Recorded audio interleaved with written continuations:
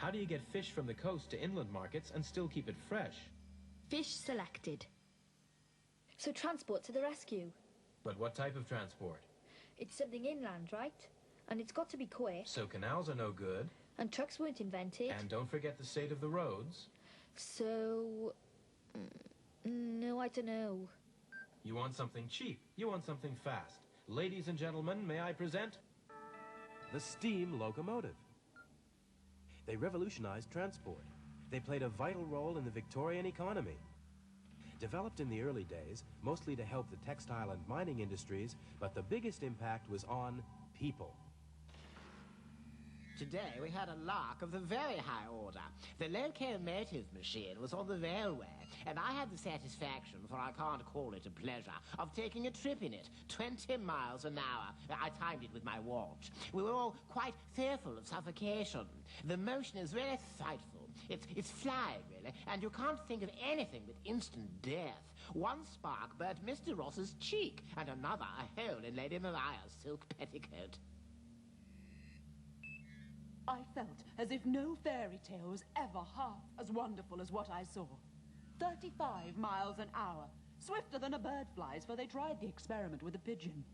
You can't imagine what it feels like to be cutting through the air, and all without any visible cause of progress, other than this magical machine, with its white, flying breath and rhythmical, unvarying pace. Railway mileage. 1825, 27 miles. 1850, 6,000 miles. 1875, 13,500 miles. 1900, 18,500 miles. How did they build so much? Building the railway has been compared with the construction of the pyramids or the Great Wall of China, and it's a fair comparison. They weren't using mechanical diggers and forklifts, just spades and picks and a bit of muscle. Can I see that? Print to visor. Navvies working on the London to Birmingham line. By 1847, there were 250,000 navvies in Britain.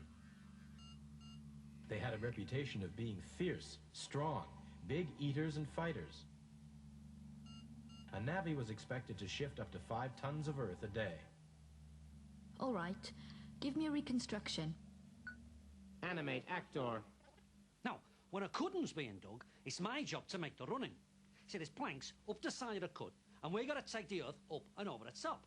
Now, the horse gin takes most of the weight, but say the nag stumbles, or you lose your grip in the mud. You got to throw the barrow one way, yourself the other, or the earth will topple straight back down on top of you.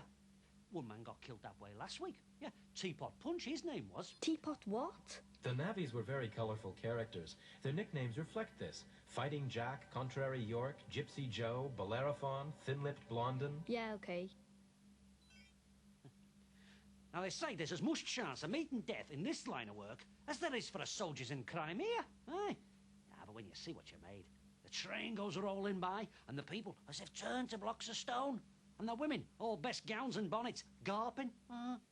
And the cows in the field spitting out the cud because they've seen out like it. Yeah. It's building the future, though. Oh, yeah, that's what it is. Railways were unstoppable. Just check out the effects they had. Shops, fresh fish, day trips, standard time. Standard time? Before the railways, you had to adjust your watch the further west you went. Cirencester was 7.5 minutes behind London. Bridgewater, 14. A railway timetable meant everyone had to use Greenwich Mean Time. Holiday resorts, management skills, commuting, political parties, advertising, industry, railway towns. That one. The building and repairing of engines, coaches, and trucks was a new industry in itself. Where the company set up their works, towns appeared. Doncaster, Swindon. Crewe didn't exist in 1841. By 1900, it had a population of 42,000. Milk, farm produce, landscape, housing, freight, business, dialects. Dialects? The way people speak.